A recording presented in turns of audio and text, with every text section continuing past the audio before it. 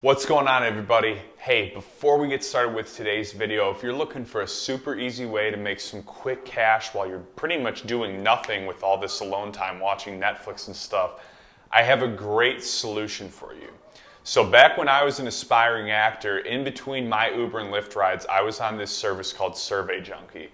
And it's incredible because you literally make money just filling out these surveys. And the surveys will be anything about products you use, places you've lived, all kinds of different things. They're real fast, real easy to fill out. You save up those points and you can cash them out on PayPal or redeem them for prizes. And it's crazy because I literally used to do this.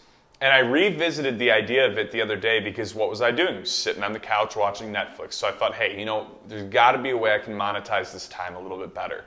So I remembered that, I got back on, started filling out surveys and making some money. It's 100% legit. I can verify that because I've been a part of it for years, honestly. And yeah, you definitely want to check it out. So get on our really good promo code. It's in the description, and get started filling out some surveys. Hey, what's going on, everybody? Welcome to another episode of the Rideshare Hub. My name's Greg. For those of you that don't know, we're in the middle of a series. This is part 2 of the brand new program that through PUA. It's specifically in California, but I said this, if you haven't seen the first video, go and watch it and you'll learn all the backstory. So what I'm going over right now is the reasons, the related reasons for being out of work under this PUA program. Basically, you need one of these reasons to be able to qualify for it. And like I said, I'm going over all this information because I believe this is going to come to all other states. And so I want you guys to have the info now because it comes out on April 28th, I believe. And that way, once April 28th, you guys can be some of the first to submit. You've got all the info and you know exactly what you need to say and do to be one of the first in line for this program. Because I think the thing we all learned from the last wave of all the unemployment insurance and stuff is that a lot of us got on it too late. And so we're somewhere backlogged and God knows when, if ever, we'll get approved. So I want you guys to be really adamant about getting this information so that you're ready once this program launches in other states, because there's no way it only goes in California. I wouldn't make any sense to me. So the last reason we had, was just to catch you guys up, was you were unable to work because a healthcare provider advised you to self-quarantine. And I was explaining that that's really easy to do because all you have to do is get some virtual doctor. And there's sites where like you pay $20 and a virtual doctor will give you a consultation based on your symptoms and then can even write you a note advising you to isolate. So that's a really, really awesome thing. The next is if a member of your household has been diagnosed. I doubt too many of you really hit that, but that's, obviously you're in if somebody in your house has got it. You are providing care for a family member or a member of your household. That seems, I don't know, I guess exactly the same, right? A child or other person in the household for whom you have primary caregiving responsibility is unable to attend school or another facility that is closed as a direct result. And the school or facility care is required for you to work. So, okay, I can almost read that again as a direct result. And the school or facility care is required for you to work. So, I don't know, that really only applies if you have kids, which I'm sure is a lot of you. But I'm guessing like if you still have to send your child to daycare. I have a friend in New York actually who was telling me that his daycare is still open. And it kind of sucks because they have to pay a full week's of tuition just to get their kid in for 2 days because there's so many parents that are still working, but they're working from home or, they're going in only 2 days a week or something. And so they still need to get childcare. I'm pretty sure that's what that's saying. You became the breadwinner or major support for a household because the head of household has passed away, unfortunately, as a result of... So basically, yeah, I really, honestly, really hope none of you qualify for that reason. But basically, if one of your loved ones who was the main provider for the family passed away because of this, and you had to take over responsibilities of taking care of the family, then yes, you would qualify. And that's one of the better reasons. I hope that if anybody has that reason, they're pushed to like the front of the list for that. You have to quit your job as a direct result. As far as Uber and Lyft, that's not really, none of us really have to quit. It's like a weird way of saying it. We almost have to like temporarily quit. That might qualify for more freelancers or people like that, right? You were scheduled to start a job that is now unavailable because of current times. So again, I don't know how many of us that would directly affect, unless a lot of you guys were looking for jobs actively, which I wouldn't blame you for. I'd like do anything to stop driving for Uber and Lyft back in the day. You were unable to reach the place of employment as a direct result of the public health emergency going on. So again, that's pretty self-explanatory as well. And then lastly, if you work as an independent contractor with reportable income, you may also qualify for PUA benefits.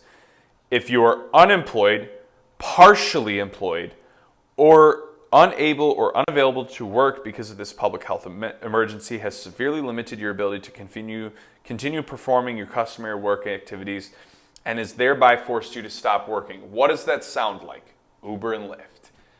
So that last reason, that's the one you hit, okay? I mean, and you arguably probably could qualify for like 5 of these.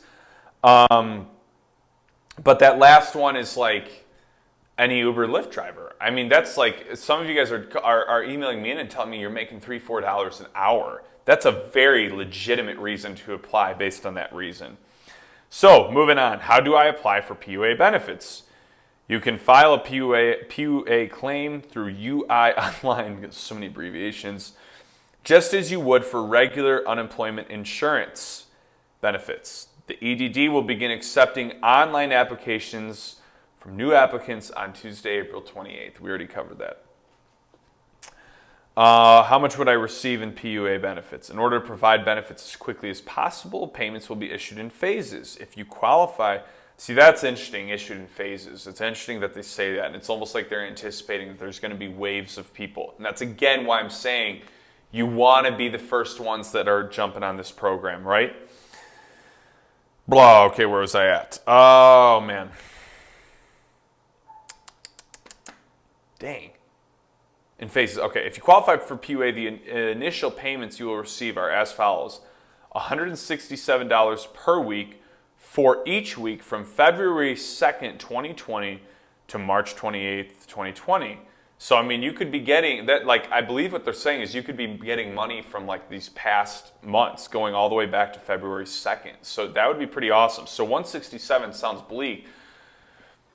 That's too weird of a number to do mental math on too quickly. But, I mean, you're talking $500-$600 based on, you know, just a past month, and then 167 weekly. I get that's not a massive amount of money.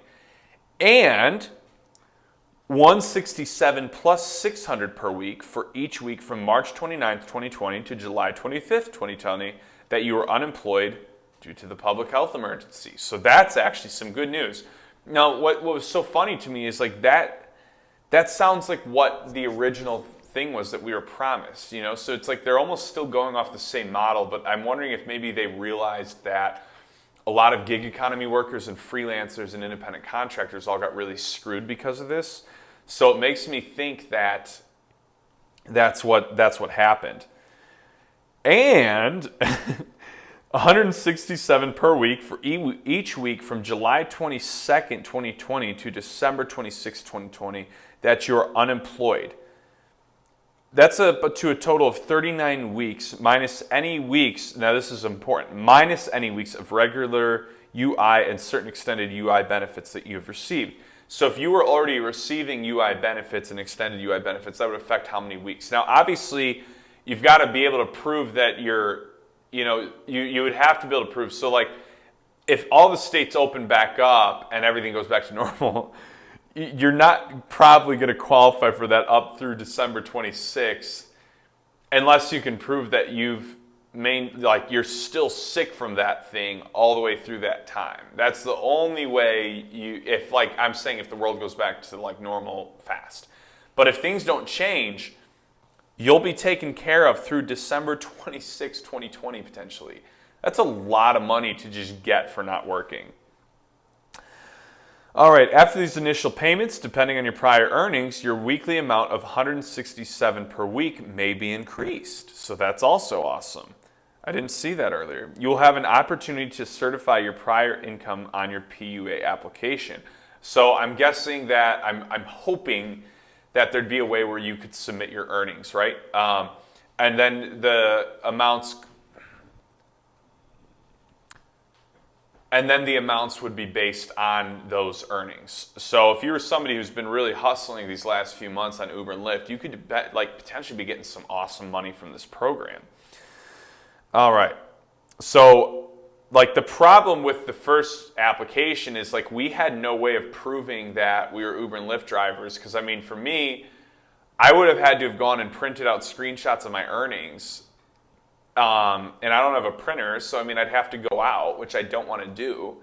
And then I'd have to print out my earnings and then submit those. And that's why I think the first program didn't work for us. So, but this video is getting pretty long, so I'm going to end up making this into a part 3. So stay tuned for part 3. I hope you guys enjoyed this video. Be sure to like and subscribe, and I will talk to you guys soon.